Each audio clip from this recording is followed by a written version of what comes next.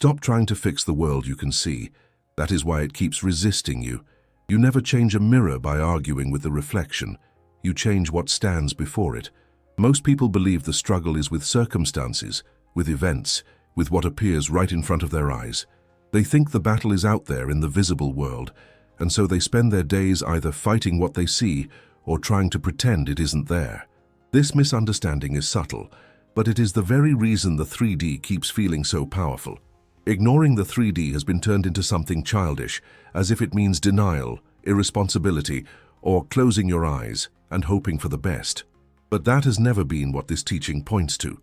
In fact, the moment you begin fighting appearances, reacting to them, or trying to overpower them with effort, you have already granted them the authority you claim they do not have. The core of the teaching, as explained again and again by Neville Goddard, is disarmingly simple. The outer world is not the cause of your experience, it is the effect of it. The 3D is not initiating anything. It is not deciding. It is not thinking. It is responding.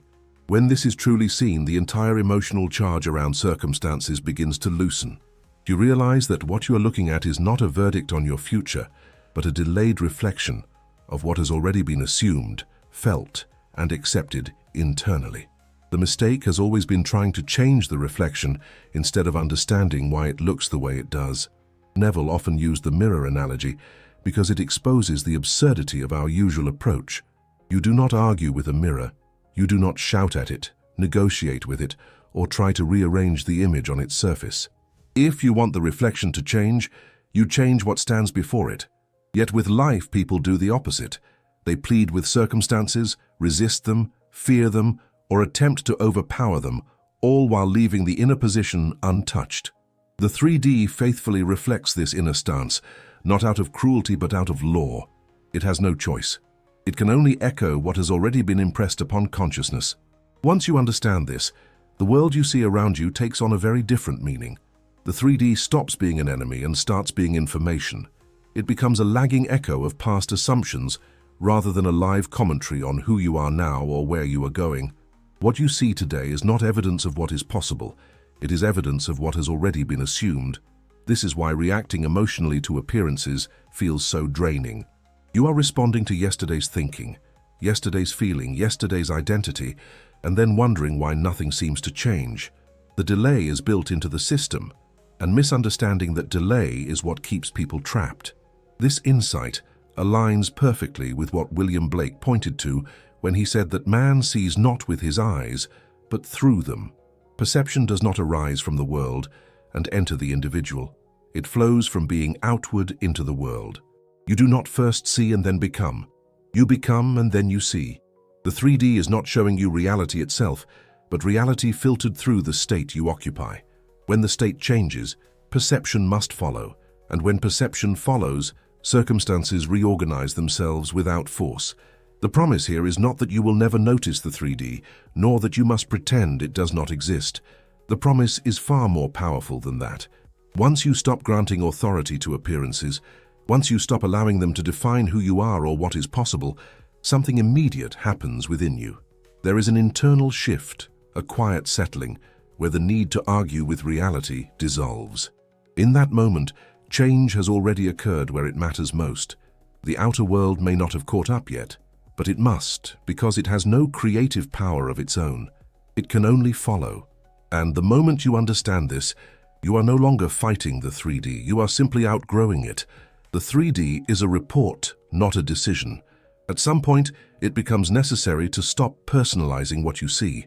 The moment you take circumstances as something that is happening to you, rather than something that is showing you something about a past state, you slip back into the illusion that the world is alive, active, and deciding on your behalf. But the 3D is not alive in that way. It is not thinking about you. It is not weighing options or choosing outcomes. It is simply displaying information. When this is not understood, people treat every circumstance as if it were a judge delivering a sentence, instead of recognizing it as a report that has already been finalized. Think of the 3D as a receipt. A receipt never negotiates with you. It never argues. It never updates itself because of your mood. It only confirms what was already purchased. If you look at a receipt and don't like what it says, Arguing with the paper accomplishes nothing. The transaction has already occurred. In the same way, circumstances are confirming what has already been assumed internally, often long before you became consciously aware of it. The discomfort people feel does not come from the report itself, but from forgetting that it is a report and treating it as a decision about their future. This is why reacting to the 3D feels so futile.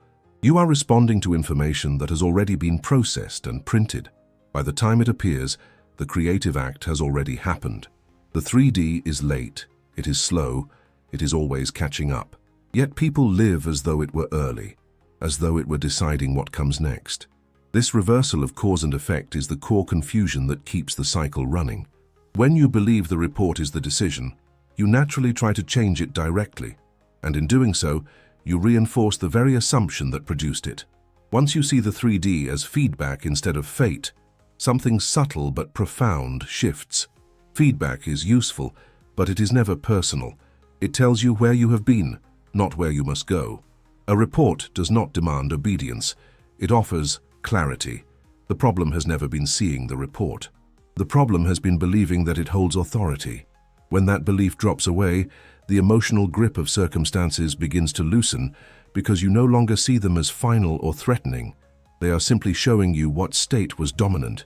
This understanding naturally leads to a deeper question, one that most people avoid. If circumstances are only reporting what has already been assumed, then why do they keep repeating? Why does the same pattern show up again and again, even when the desire to change is strong?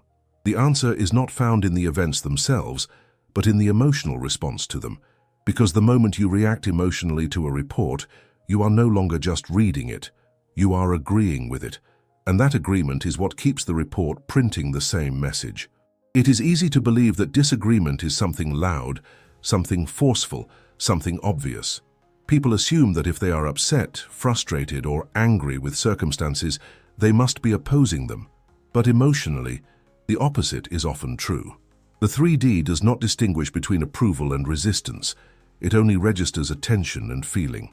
When a circumstance provokes a strong emotional reaction, it has already succeeded in pulling you into participation. At that point, you are no longer observing the report. You are stepping into it, animating it, and giving it continuity through your response. Imagine a performance on a stage. The actors are playing their roles, the lights are on, and the script is moving forward. Applause keeps the show alive, but so does booing. Even angry clapping, sarcastic laughter, or shouting from the audience still confirms that the performance matters. It still feeds the energy of the scene. Emotional reaction works the same way. When you react to the 3D with frustration, fear, or urgency, you are still applauding the reality you claim you want to end. You are confirming that it has relevance, importance, and authority in defining your state. This is why people feel exhausted by trying to change their circumstances. They believe they are pushing against something external, but internally, they are reinforcing it. Emotional reaction is not neutral. Feeling is agreement. To feel deeply about what you see is to accept it as meaningful, and whatever is accepted as meaningful is impressed upon consciousness. The 3D does not need your logical belief to continue. It only needs your emotional consent. That consent is often given unconsciously, through worry, obsession, resentment, or even intense hope that is rooted in the absence of what is desired. Trying to fix the 3D from within the emotional reaction only tightens the loop. You notice something you don't like, you react to it, you try to change it, and the very act of trying confirms that it is real, solid, and powerful. This is why effort so often backfires. It is not that desire is wrong, but that desire mixed with emotional struggle affirms lack rather than fulfillment. The more seriously you take the problem, the more seriously consciousness takes it as a state worth maintaining. When this becomes clear, the goal is no longer to suppress emotion or to force calmness. Suppression is still engagement, just in a different form. The shift happens when the reaction loses its justification. When you truly see that the 3D is only reporting, emotional intensity naturally begins to fade. There is nothing to argue with, nothing to prove, nothing to resist. Agreement ends not through force, but through understanding. And the moment emotional agreement dissolves, the mechanism that keeps the same circumstances repeating begins to slow, because the show is no longer being applauded from the inside. Ignoring the 3D does not mean ignoring responsibility. For many people, the idea of ignoring the 3D triggers a quiet fear. It sounds like passivity, like denial, or like abandoning common sense. There is an assumption that if the outer world is not taken seriously, life will fall apart, obligations will be missed, and consequences will multiply. This fear comes from confusing inner authority with outer engagement. The teaching has never suggested that you withdraw from life or refuse to participate in practical matters. It points to something far more precise. You stop allowing what you see to define who you are. You can move through daily responsibilities without accepting the story they seem to tell about you. Bills can be paid, conversations can be had, work can be done, all without adopting the identity implied by the circumstances. The outer action and the inner position do not have to match. This is where most people get lost. They assume that engaging with life means agreeing with it. In reality, engagement is mechanical, while agreement is emotional and imaginal. The two are not the same unless you fuse them together. Think of answering mail. You can open an envelope, read the words on the page, and respond appropriately without believing the message defines your worth, your future, or your identity. The letter may claim something about you, but you are not required to accept that claim as truth. In the same way, the 3D delivers messages all day long.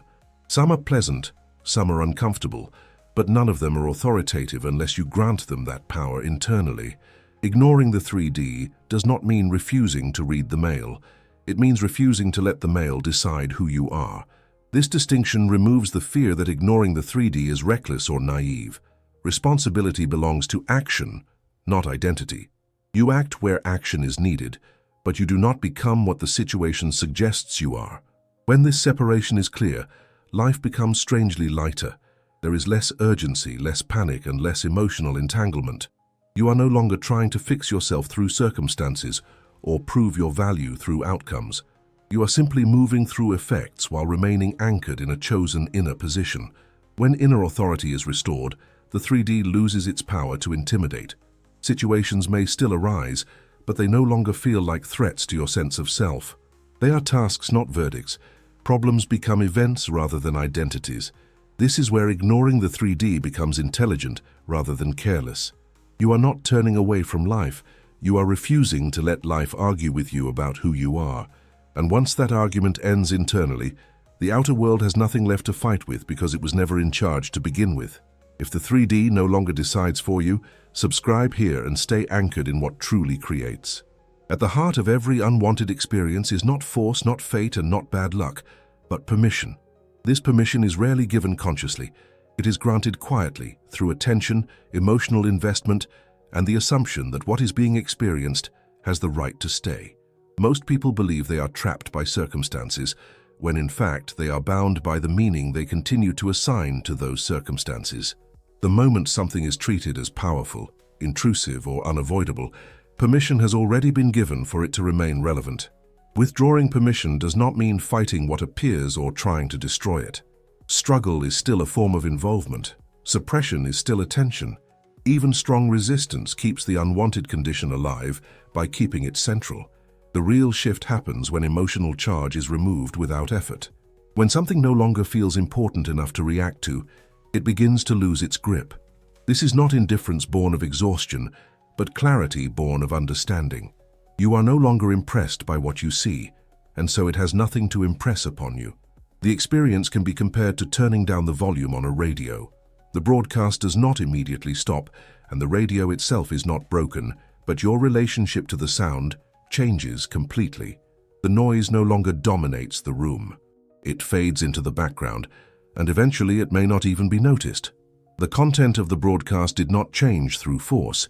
Your experience of it changed through withdrawal of engagement. This is exactly how unwanted states dissolve. They fade when they are no longer being fed. Emotional detachment does not require numbness. It requires honesty.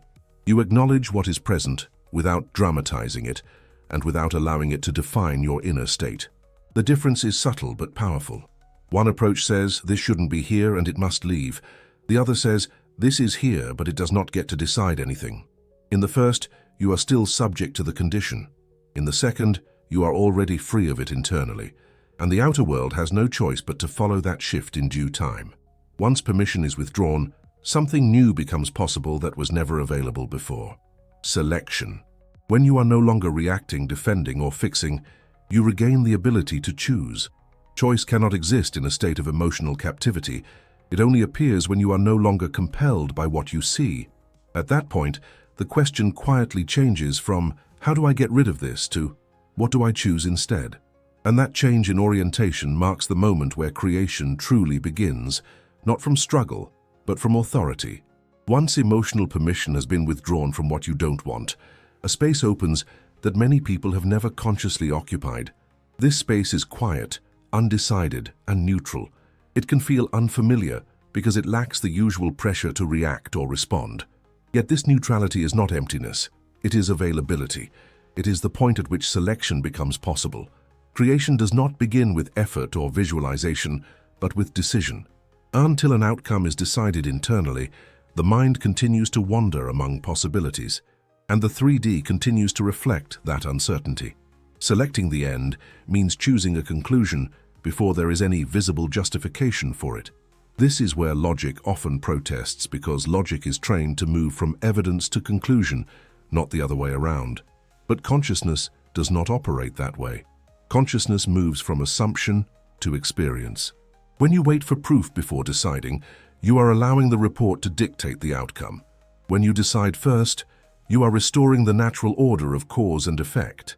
This is why the analogy of choosing a destination before the journey makes sense. No one studies every possible road condition before deciding where they are going. The destination is chosen first, and the route adjusts itself along the way. In the same manner, living in the end is not about knowing how things will unfold, but about knowing where they are already resolved. The how belongs to the bridge of incidents, not to the conscious mind. Your only involvement is the decision that this is done. The power of this decision lies in its simplicity. It is not a wish, not a hope, and not an affirmation repeated in desperation. It is a settled conclusion. When an end is truly selected, the nervous system relaxes around it. There is less mental noise, less checking, and less internal debate. The feeling shifts from anticipation to quiet certainty. This is why forcing belief never works. Belief cannot be pushed into place. It arises naturally when a decision is no longer argued with internally. From this point, the work is no longer about maintaining excitement or intensity. In fact, excitement often signals uncertainty. The selected end must feel ordinary, even obvious, because it is being accepted as real now rather than as something that might happen later. This acceptance is what allows the imaginal act to form clearly. Without a chosen end, imagination scatters itself across multiple outcomes. With a chosen end, imagination condenses, preparing to express the decision in a single, usable form. Once the end has been selected, the mind no longer needs complexity. In fact, complexity becomes a distraction. Many people believe that imagination works through repetition, detail, and emotional intensity, but this is a misunderstanding of how states are entered. A state is not constructed piece by piece. It is accepted as a whole. This is why a single imaginal scene, properly chosen, has more power than hours of mental effort. It is not the length of the imaginal act that matters, but its finality. The purpose of the scene is not to replay the entire story of how things changed. It is to imply that they already have. Just as a signature completes a contract more decisively than pages of discussion, a short, condensed imaginal act seals the assumption more effectively than elaborate visualization. The scene does not explain. It confirms. It stands at the end of the journey and quietly says, "This is done." Anything that still feels like process, struggle, or anticipation belongs before the end, not within it. This is where many people unknowingly weaken their imaginal work. They choose scenes that are charged with excitement, relief, or emotional release, and mistake that intensity for effectiveness. But excitement implies novelty, and novelty implies that something is not yet normal. The imaginal act that produces results is not thrilling. It is familiar. It feels natural, even slightly unremarkable, because it is being accepted as part of reality rather than as a fantasy. When a scene feels ordinary, it is no longer being evaluated. It is simply being occupied. The scene must replace the problem entirely, not sit alongside it. If the mind moves back and forth between imagining the end and checking the issue, the state has not yet been entered. The imaginal act works when it feels like a conclusion, not an escape. It does not compete with the problem. It renders it irrelevant. In that moment, the problem is not being solved. It is being overwritten. Consciousness cannot hold two opposing conclusions at the same time. One must give way. When the imaginal scene is correctly chosen, there is a subtle sense of closure that follows it. Not relief in the dramatic sense, but a quiet, of course. The mind stops asking questions because the question has already been answered. This naturalness is the signal that the assumption has been accepted. From there, nothing more is required. The scene does not need to be repeated obsessively or defended against doubt. Its power lies in the fact that it has ended the discussion internally, and once the discussion ends within, the outer world is left with only one outcome to arrange itself around. After the imaginal act has been accepted, the question is no longer whether the state exists, but whether it is being occupied consistently. States are not maintained through effort. They are maintained through identification. Identity is what you return to when you are not thinking about techniques, outcomes, or problems. It is the quiet background assumption that shapes reactions, expectations, and self-talk throughout the day. When this inner position shifts, behavior and perception follow without conscious planning. The change in identity does not announce itself loudly. It is often subtle, almost easy to miss. The same events may occur, the same conversations may happen, and yet there is a different quality to the way they are met. Responses soften, urgency fades. Certain thoughts simply no longer arise. This is how you know a state has been entered. Not because everything looks different immediately, but because you are different in relation to what you see. The outer world may still be adjusting, but internally the conclusion has already been accepted. The analogy of a uniform captures this well. A uniform does not create the soldier, but once worn it continually reminds him of who he is and how he moves through the world. In the same way, the chosen identity gently informs your inner posture. You do not need to constantly think about it. It expresses itself naturally in the way you speak, the assumptions you make, and the expectations you carry. When identity is clear, there is no need to monitor thoughts obsessively. Thoughts align on their own. What often destabilizes this process is the belief that consistency requires vigilance. Vigilance implies fear of losing something. But an accepted identity does not feel fragile. It feels settled. When the mind drifts, it returns naturally to what feels like home. This is why forcing mental discipline is unnecessary and counterproductive. Discipline belongs to effort, and effort implies separation from the state. Occupancy requires no strain. It is sustained by familiarity. As the day unfolds, situations may arise that once would have triggered doubt or emotional reaction. Now they pass through with less impact. This is not because they are being ignored or suppressed, but because they no longer contradict who you are being.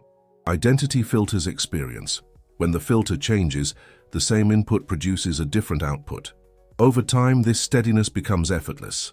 And it is this effortless continuity that prepares the mind for the one state where identity is most easily impressed, where the old self loosens its grip and the new self settles in without resistance. There is a moment each day when the grip of the outer world naturally loosens, not because you force it to, but because its authority simply fades.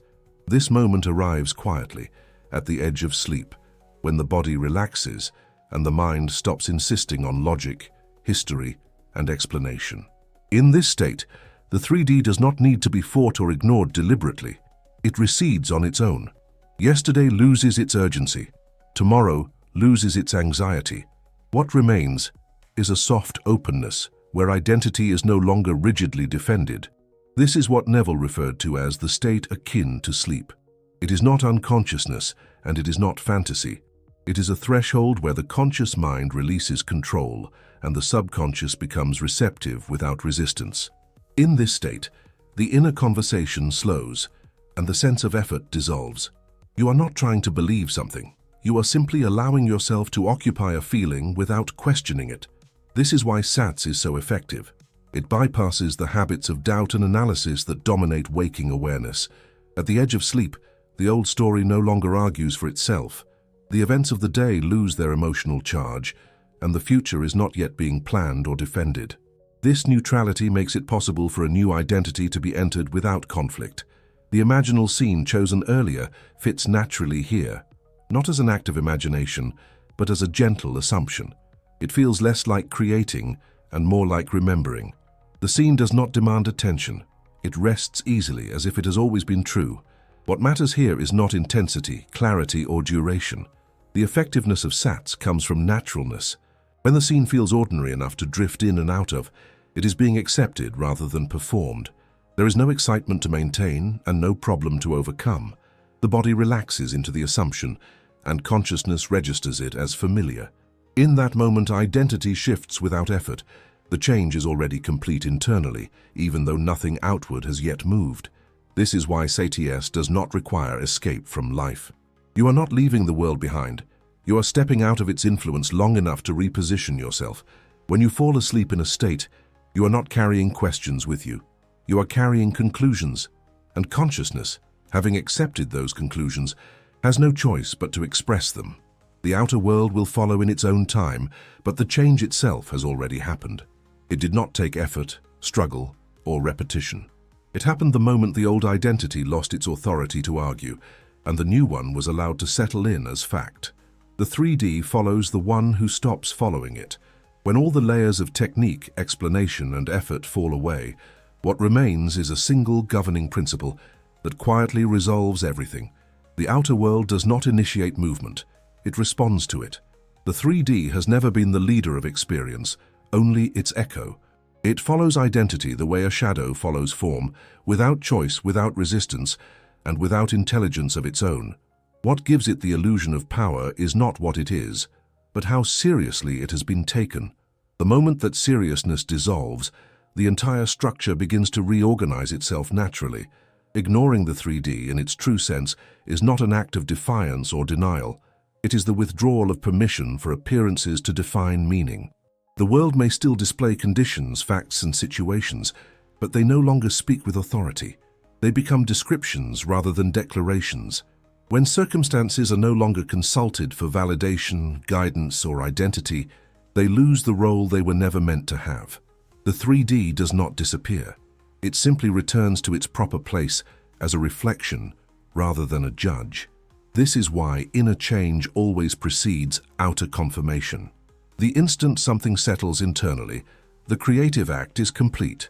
What follows is not creation, but adjustment. The rearrangement of people, events, timing, and opportunities is merely the visible mechanics catching up to an invisible decision. From the outside, this can look delayed, unpredictable, or even accidental. From the inside, it is already resolved. Nothing is being waited on, because nothing is missing. The outcome exists as a state, not as a future possibility. This understanding aligns precisely with what James Allen articulated when he observed that life molds itself around the dominant inner state, not the fleeting mood, not the momentary intention, but the settled sense of self that operates quietly beneath thought. Life does not negotiate with this state. It mirrors it. Whatever is habitually accepted as true about oneself becomes the pattern around which circumstances arrange themselves. Change the state, and the pattern must change with it. This is also why urgency dissolves at this level of understanding. There is no need to chase evidence or monitor progress. Instant change occurs where identity shifts, not where results appear. The outer world is not the place where transformation happens. It is the place where transformation becomes visible. When you stop arguing with appearances and stop asking them to confirm who you are, the struggle ends on its own. The mirror no longer needs correction. In the end, the conclusion is simple, but uncompromising. The moment you stop letting the 3D decide who you are, it begins changing to agree. Not because it was persuaded, but because it was never in control. The world follows the one who stops following it. And in that realization, effort gives way to authority, waiting gives way to certainty, and life resumes its natural order of obedience to consciousness.